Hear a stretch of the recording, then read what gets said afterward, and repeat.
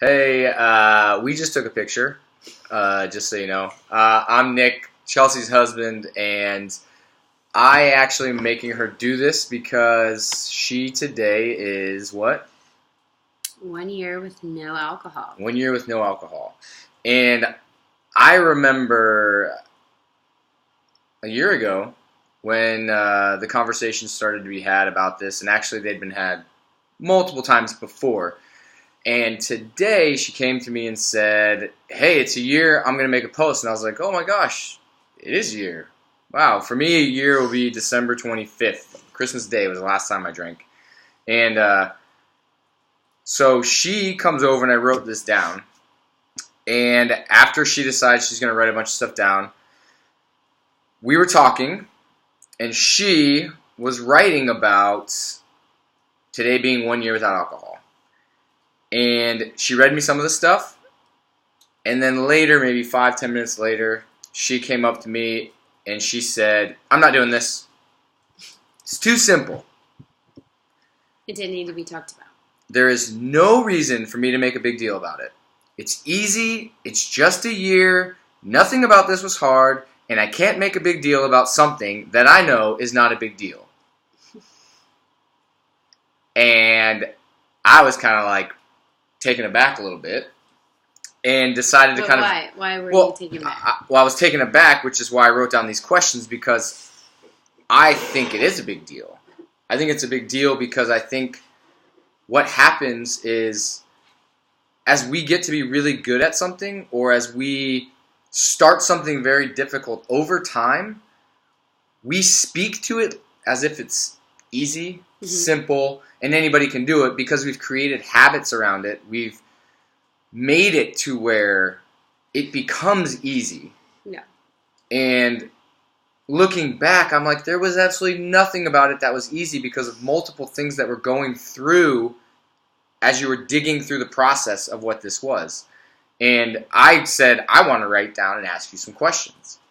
So this is way more of an authentic way for me to communicate the things versus to sit down and try to structure all the right things to say, whether that be through an Instagram post or whatever. I will flow better with. Yeah. So this is me basically saying it's not everything that she said it was 1 year later. So I want to kind of go back. The first question I have for us: why did you not think it was important or a big deal today to share about it?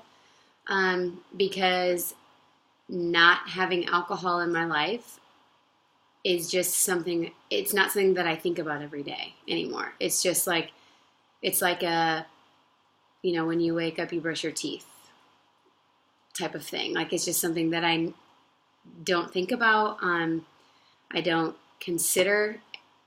And so it's just like, why today would I talk about it when it's not a factor in my life any other day? So when you started, did you think it would be hard? Yeah. Yeah. And what did you believe would be hard?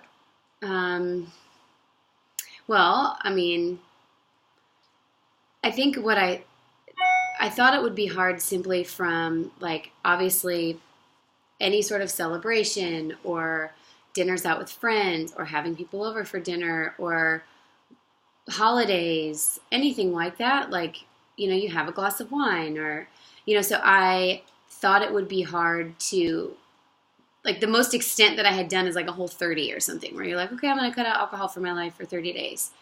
And everybody who does a Whole30 knows that. Everyone who's like, oh gosh, the hardest part is just like, I just miss my nightly glass of wine. So I'm like, a whole year, like, that's a lot to sign up for. Like, so that was my biggest, like, thing of thinking it would be hard. Well, and I know she's probably done a Whole30 or a 2 weeks or a month of not drinking. You can throw a lot of different things in there, but where she would say, like, I'm not going to drink. And always, in my opinion, the thing that would draw her back in would be celebrations or hanging with somebody or just or like... life just feeling hard and just being like, gosh, I just want to sit down and melt into this chair. And I don't really sit down easily on my own. I always feel like there's more I can do. So a glass of wine was the reason to sit. And what were your fears around the commitment to yourself in doing that? Well, like anything, when you publicly announce, you know, even if it's just to you, like, hey, I'm not going to drink. And then it became like, it's already been 2 weeks. Like, I don't think I'm going to drink for like, I don't know, maybe I'll go 90 days. And then it was just like, wait, I'm 90 days in. I think I've always wanted to go a year, like just see what that would be like. But I think initially what started to happen was when it was discussed, like I got a lot of comments like, you know, why? Or that's crazy, or, you know, I miss drinking with you, or So did it you didn't feel have a like problem. did it feel like people cared that you stopped drinking? Oh, 100%. 100%. Because drinking wasn't a problem in my life, it was just a internal chatter problem. Because it's like, you know, when you're doing something and you're like, I just like wish I wasn't doing this, or I don't want to be doing this, and you just go so long of like ignoring that internal voice. I was not expecting to hear people in the beginning basically say like, you're crazy, like you don't need to do that, when it was something that I was like, I actually felt good about the fact that I was doing, you know? Yeah. And what do people say now? People say nothing. Just like I told you, I didn't feel like I needed to have a long drawn out post about what it's been like to be alcohol free, because the reality is it's not talked about. Like, I assume majority of the people either just know, or and in knowing it's not a positive or a negative for them anymore. It's just like, it's just known. You know what I mean? Whereas in the beginning, it's almost like, I think what I learned throughout the process, what the hardest part for me in the whole process was realizing how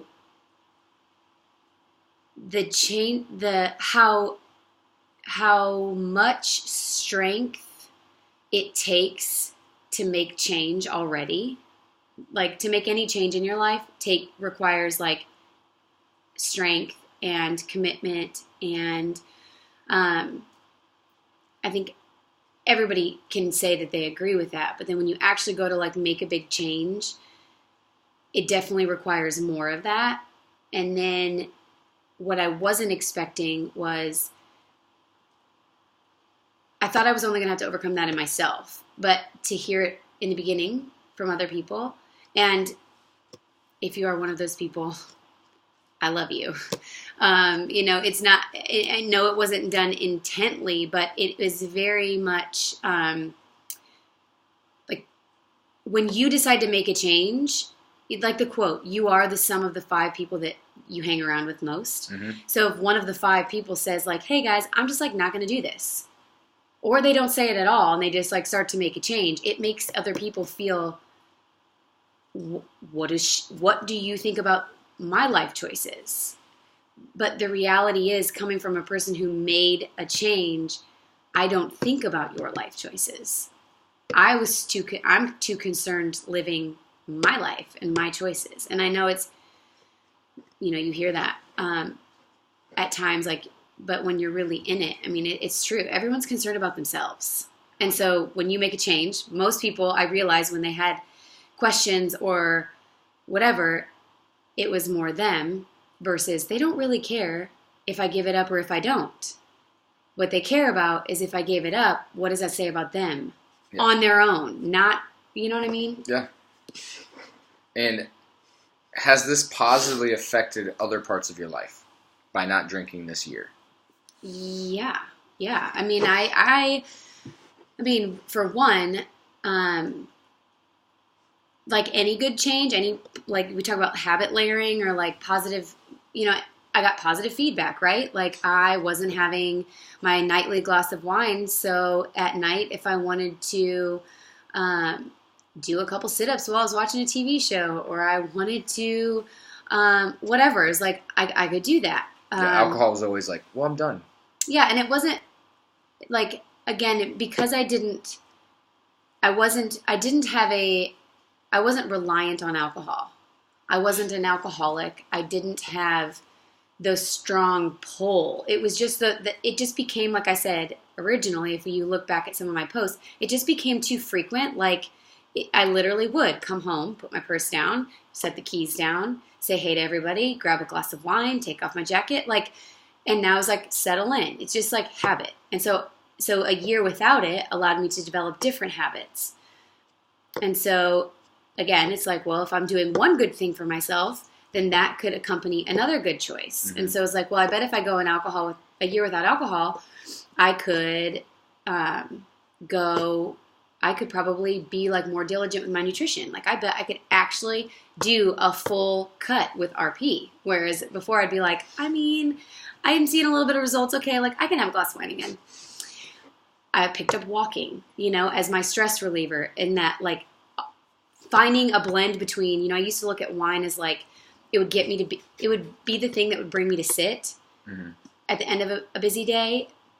But the truth is, like, I love work. I love constantly striving for something. And so I like to move. And so similar to like your AirPods, and listening to books and stuff like that, I thought, well, what is Zen to me? Like what brings me out of it, but is still something that's positive for me?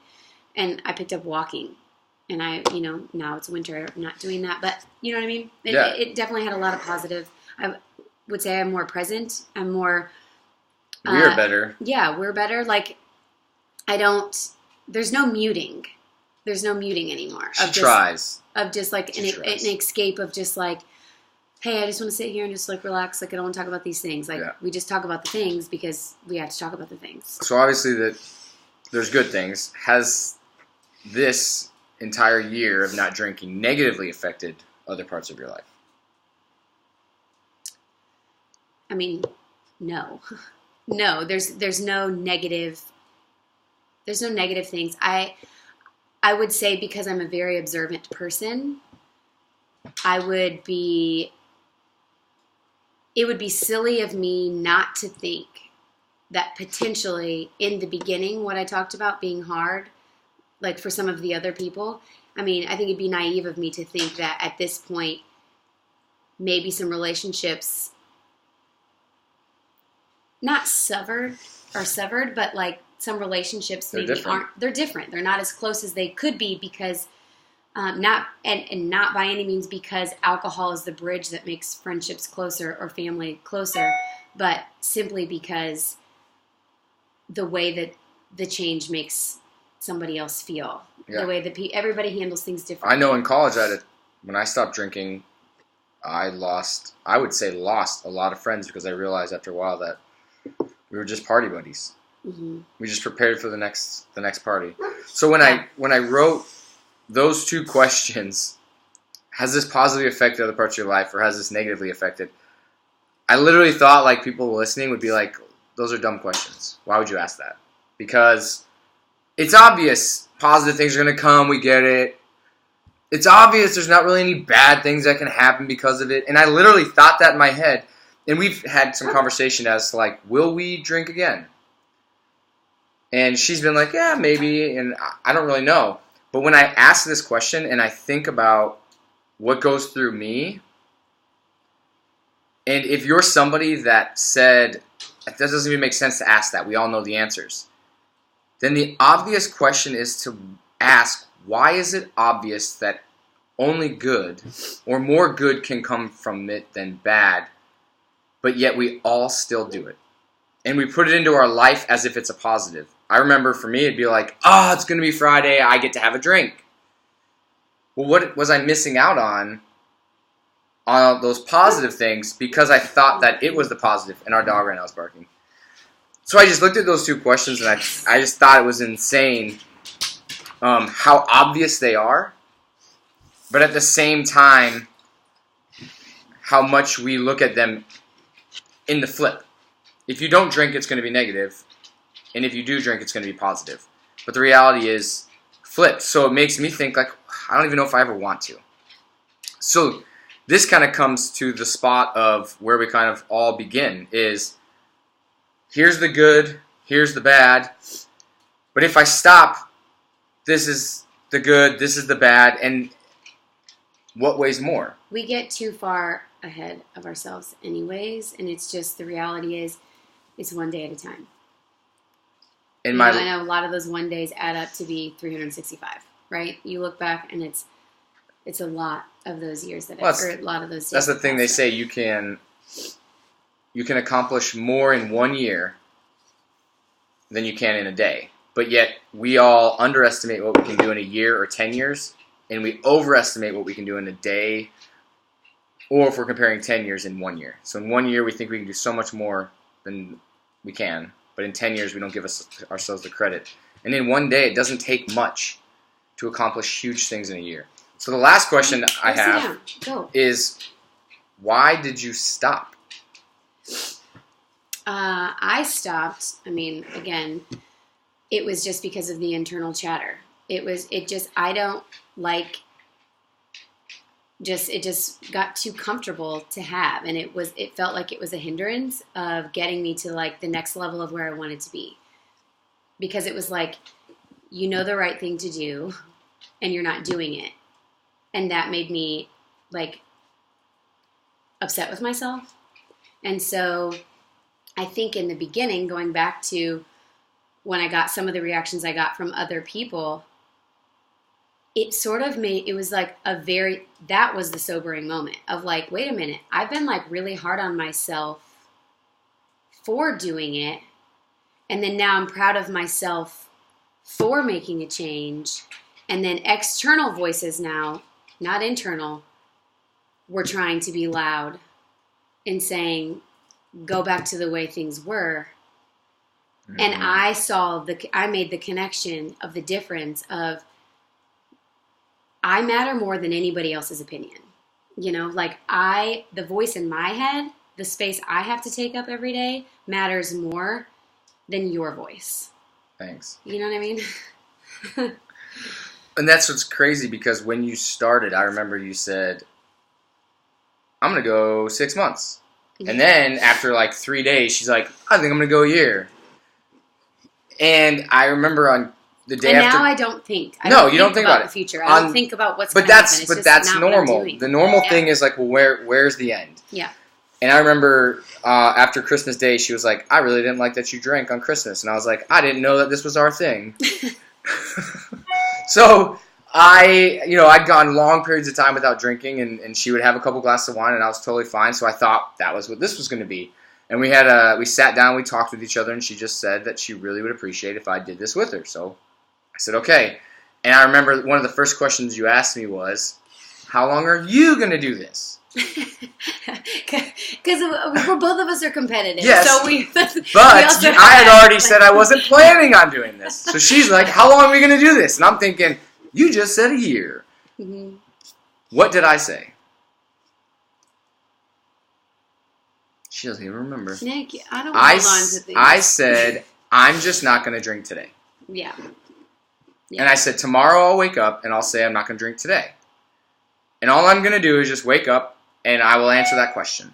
And it made it super simple. There was never a time where I was like, oh, I want to drink. I remember, instead of putting a timeline on it or something else, I just knew when I woke up I didn't want to drink. So I just said, today I'm not going to drink. And it'll be a year on the 25th, and that doesn't seem, like she said, it doesn't seem like a milestone. It just happens to be a year. So for me, I know today I'm not drinking. My guess is tomorrow I'll wake up, and I'm probably not going to drink. So I just think this whole thing is pretty cool to see where she came from. Like she said, she doesn't hold on to stuff. She doesn't hold on to the tough times, more so about what's going on in your own head, what's being said. And now what's so cool is that it's quiet. And now it's just your choice, and it's my choice, and there's no one trying to push or pull in any direction. Yeah. So that's all that I had. Well, thanks. Thanks for this little interview. Getting her on here? Yeah. And Hank being crazy? Okay, guys. Have a good day.